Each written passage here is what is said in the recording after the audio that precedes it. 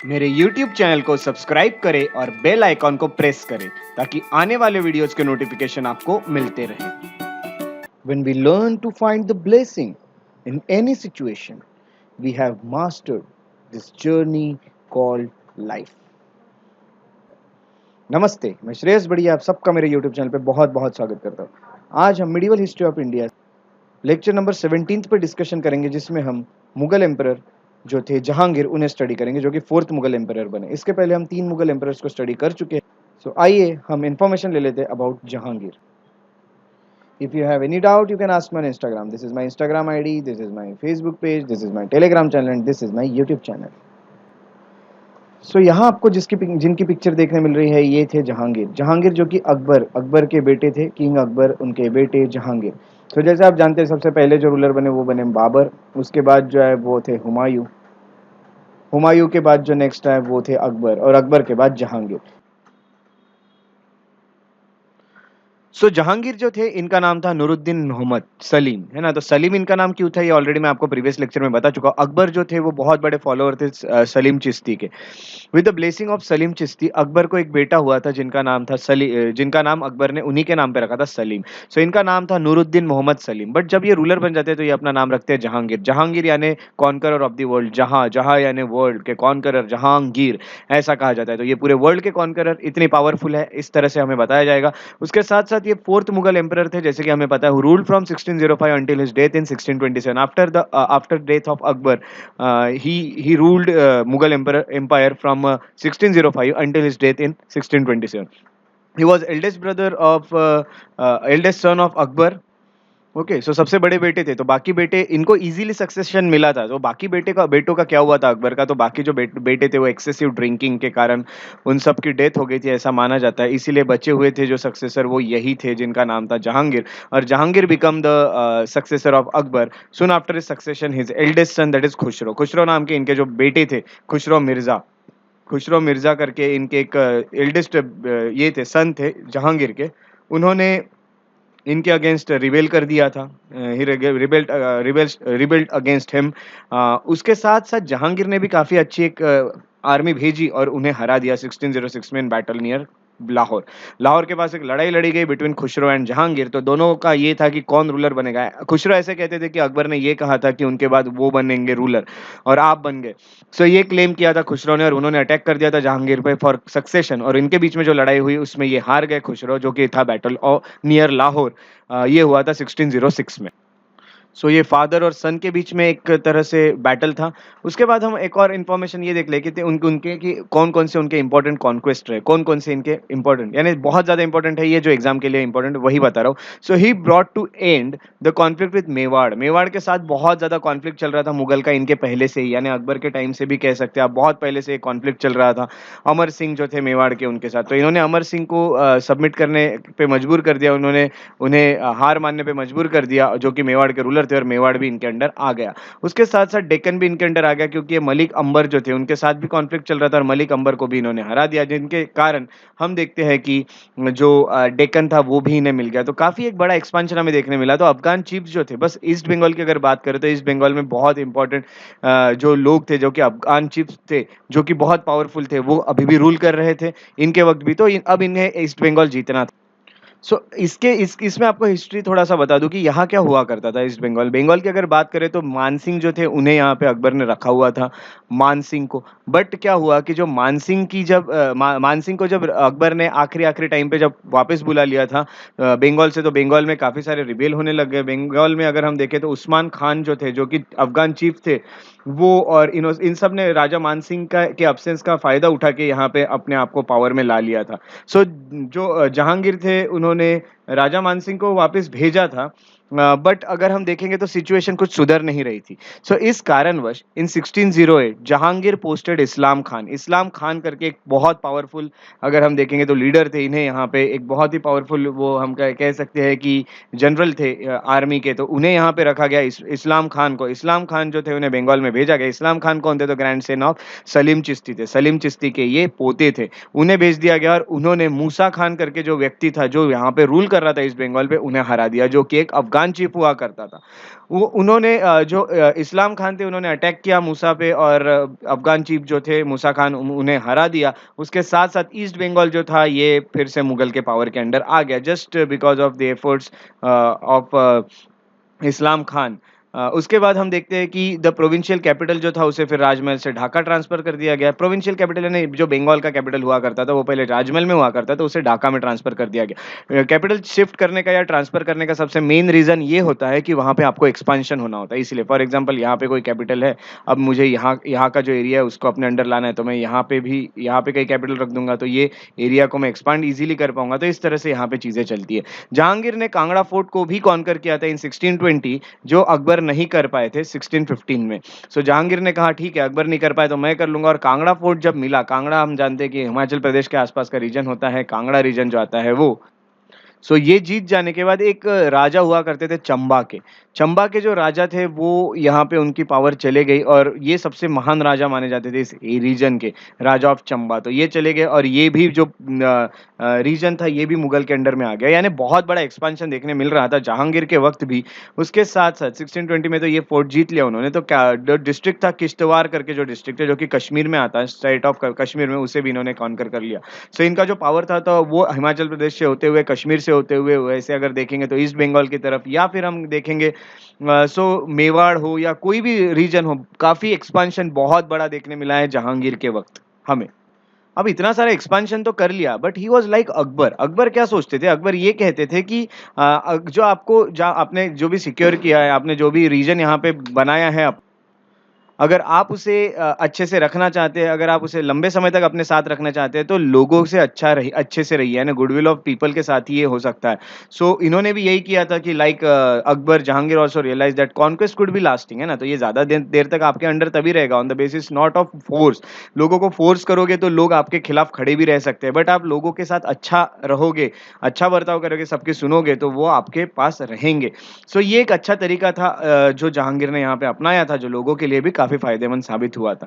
इन 1608 हम जानते हैं कि कैप्टन विलियम हॉकिंस जो थे, वो आए थे जहांगीर के कोर्ट में। Captain William Hawkins east India company की तरफ से आए थे, है ना? सो किस चीज़ के लिए? टू एक्वायर ट्रेड परमिशन, है ना? तो ट्रेडिंग की परमिशन हमें होना था, उन्हें होना था इंडिया के साथ ट्रेडिंग करने के लिए। इस कारणवश कैप्टन विलियम हॉकिंस भी आए थे जहांगीर के कोर्ट में। इन 1615 में की अगर हम बात करें तो थॉमस रो जो थे, जो एक तरह से रिप्रेजेंटेटिव थे या फिर हम कहेंगे किंग जेम्स वन जो थे, किंग जेम्स वन, यहाँ पे लिख देता हूँ, किंग जेम्स वन, इनके एम्बेसडर थे या फिर आप रिप्रेजेंटेटिव कहेंगे, ऐसे आए थे यहाँ पे थॉमस रो। सो ये भी आए थे, इन्होंने भी विजिट किया था। कभी-कभी ये क्वेश्चन आ जाता है कि ये किन के वक़्त आए थे, कौन थे तब रूलर इंडिया के? तो याद रखिएगा जहांगीर। उन उसके साथ-साथ जहांगीर जो थे उन्होंने तुज़ुक-ए जहांगीरी भी लिखी थी, अपना मेमोयर लिखा था उन्होंने, जिससे हमें इन्फॉर्मेशन मिलती है जहांगीर के बारे में। इसका नाम है तुज़ुक-ए जहांगीरी, जो कि पर्शियन में लिखी गई थी। सो यहाँ पे ये सब चला और मैं आपको यहाँ पे एक फैक्ट भी बता देता हूँ, जब इनकी डेथ हुई तो इनका जो मकबरा है वो लाहौर में बनाया गया था, है ना? सो आगे और हम पढ़ेंगे, अभी हम आगे जो देख रहे हैं उसके बाद भी आप ये याद रखिएगा कि इनका जो मकबरा है वो लाहौर में बनाया गया था। उसके साथ-साथ मैं आपको ये बता दूँ कि धीरे-धीरे जो सिचुएशन थी वो बदलने लगी।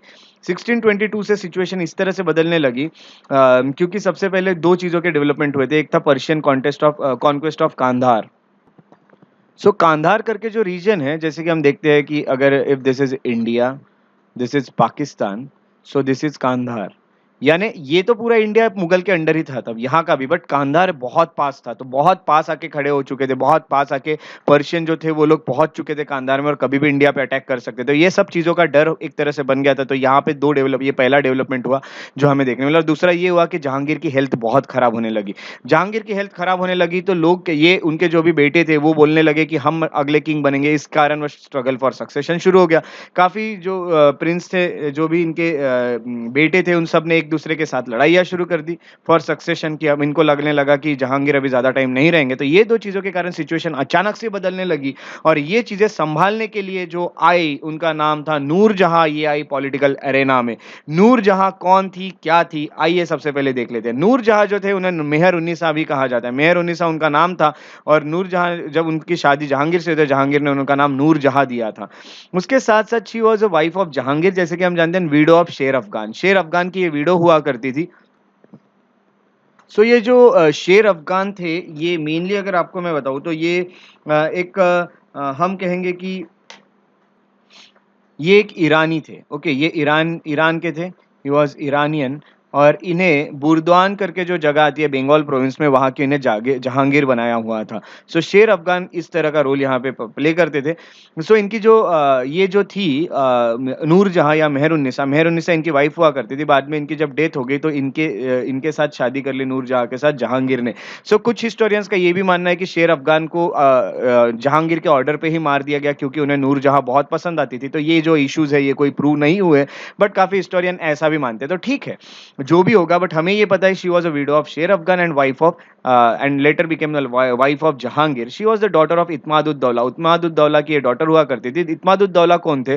सो इत्माद-उद-दौला जॉइंट दीवान हुआ करते थे मुगल के रूल में। उसके साथ-साथ जब इन्होंने शादी कर ली नूरजहाँ से जहांगीर ने, तो ये जो इत्माद-उद-दौला है, जो इनके फादर थे नूरजहाँ के, उन्हें यहाँ पे दीवान या चीफ दीवान बना दिया गया। ओके, पहले जॉइंट दीवान थे, बाद में इन्हें चीफ दीवान बना दिया गया। उसके साथ-साथ हर ब्रदर असफ खान जो थे, असफ खान करके जो उनके भाई थे नूरजहाँ के, देखिए इनको जब, ये तो एक तरह से फेवरेट क्वीन थी, हम देखेंगे तो जहांगीर की। तो जहांगीर ने इनके जो फैमिली के जितने भी लोग हैं उनको कहीं न कोई अच्छी पोज़ीशन पे लाया ही था, अगर देखा गया तो। जैसे कि असफ खान को हम देखते हैं, तो असफ खान जो थे, इनके जो भाई हुआ करते थे, उन्हें खान-ए-सामा बना दिया। काफ़ी सारे हिस्टोरियंस का ये कहना है कि नूरजहाँ जो है अ, वो अपने फादर, अपने ब्रदर और एक अलायंस बनाया था उन्होंने खुर्रम के साथ। खुर्रम यानी शाहजहाँ थे। शाहजहाँ जो कि जहांगीर के बेटे थे, इनके साथ उन्होंने एक अलायंस बनाया था, और इनका एक ग्रुप बनाया था जो कि बहुत इंपॉर्टेंट रोल प्ले कर रहे थे एडमिनिस्ट्रेशन में। अगर हम देखेंगे तो पूरा एक तरह से मुगल एम्परर का जो एम्पायर है, मुगल एम्पायर को सँभालने का काम यही लोग कर रहे थे। जैसे कि मैंने आपको बताया कि उनकी हेल्थ जो है वो काफ़ी खराब होती जा रही थी। तो ये लोग एक तरह से डोमिनेंस दिखा रहे थे उस टाइम पे। तो ये इन्होंने एक ग्रुप बनाया था जिसको जनता भी कहा जाता। अब ये लोग अपना डोमिनेंस दिखाने लगे, तो अब कोर्ट में 2 फैक्शन में डिवाइड हो गया कोर्ट। एक फैक्शन बना कि वो था जनता, एक बनता है जनता और दूसरा बनता है इट्स अपोनेंट और अपोनेंट्स। ऐसा यहाँ पे 2 ग्रुप्स बन गए, और 2 ग्रुप्स बनने के बाद कॉन्फ्लिक्ट्स यहाँ पे शुरू हो गए। सो ये होने के बाद नूरजहाँ जो है वो ये जो भी कर रही थी, तो शाहजहाँ को ऐसा लगा मेनली कि नूरजहाँ जो है वो अपना पोज़ीशन जो है वो बहुत ही स्ट्रॉन्ग बना रही है। हो सकता है कि नूरजहाँ खुद ही रूल करना शुरू कर दे। तो शाहजहाँ ने, यानी खुर्रम जो थे, प्रिंस खुर्रम, उन्होंने खुद ही रिबेल कर दिया 1622 में उन्होंने रिबेल कर दिया अगेंस्ट हिज फादर, जिनका नाम था जहांगीर। जहांगीर के खिलाफ खुर्रम ने ही यहाँ पे रिबेलियन कर दिया, क्योंकि वो डर गए थे कि नूरजहाँ जो है ये कहीं गलत ना कर दे। सो नूरजहाँ जो है वो एक बहुत ही अच्छी कांस्टेंट कंपेनियन मानी जाती है जहांगीर की। ऐसा भी कहा जाता है कि हंटिंग और ये सब जो होता था उसमें भी जहांगीर के साथ वो हमेशा रहती थी। उसके बाद मैं आपको ये भी बता दूं कि she was good rider and sure shot, है ना? तो वो बहुत, उनका निशाना भी बहुत अच्छा था, ऊपर से वो एक अच्छी राइडर भी थी। तो ये काफ़ी स्ट्रॉन्ग एक तरह से क्वीन मानी जाती है।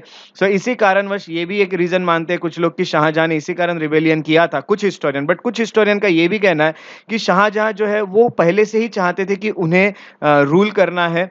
सो इसीलिए उन्होंने अटैक कर दिया था अपने ही फादर पे। तो ये सब चीज़ें यहाँ पे चली थी। क्योंकि वो खुद ही एक रूलर बनना चाहते थे, और उनके फादर की बैड हेल्थ के चलते वो चाहते थे कि जल्द से जल्द रूल मिल जाए। ये सब चीज़ें यहाँ पे मानी जाती है, बट कुछ इसके कन्फर्मेशन अभी तक कहीं मिले नहीं है। बट कहीं माना जाता है कि ये एक नूरजहाँ एक रीज़न था, कहीं पे माना जाता है कि जहाँ शाहजहाँ खुद ही रूलर बनना चाहते थे, ये एक रीज़न था। तो हम ये रीज़न जो है ये थोड़ा डिस्प्यूटेड है।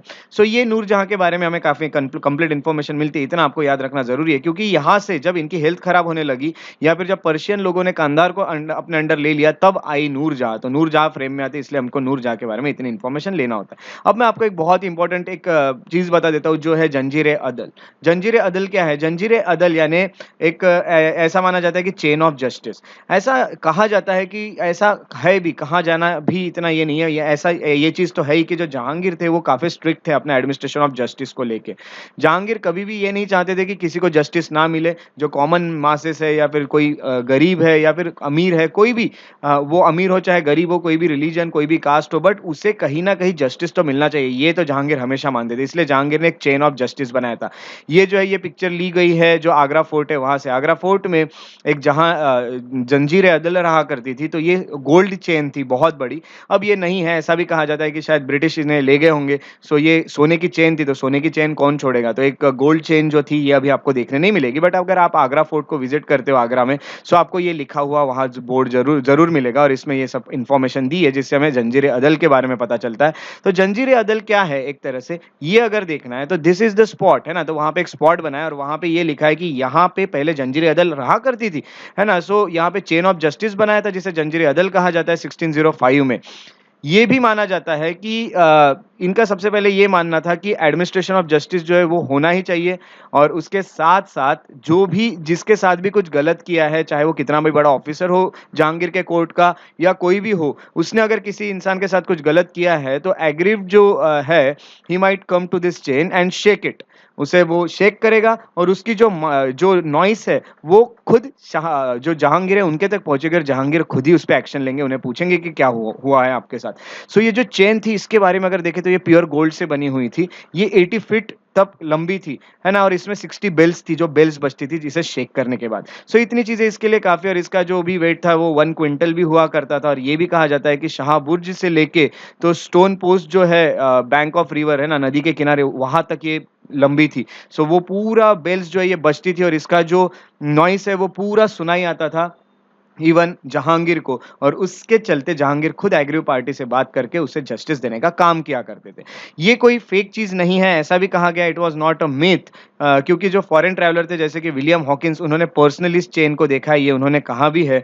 सो ये जहांगीर की न्याय की जंजीर थी, जंजीर अदल। तो जंजीर अदल, ये इस पे कभी क्वेश्चन आ सकता है, तो जंजीर अदल किसकी, तो जहांगीर के वक्त की थी, द चेन ऑफ जस्टिस। तो ये सब इन्फॉर्मेशन आपको मिल गई है जहांगीर के बारे में। सो इतनी इन्फॉर्मेशन आपके लिए जहांगीर के बारे में एग्जाम पॉइंट ऑफ व्यू बहुत ज़्यादा है, सफिशिएंट है, मोर देन इनफ है। सो इसी तरह हम अगले लेक्चर में मिलते रहेंगे। अगर आपको मेरे वीडियोस पसंद आते हैं तो लाइक जरूर करें, शेयर करें और सब्सक्राइब करना ना भूलें मेरे यूट्यूब चैनल को।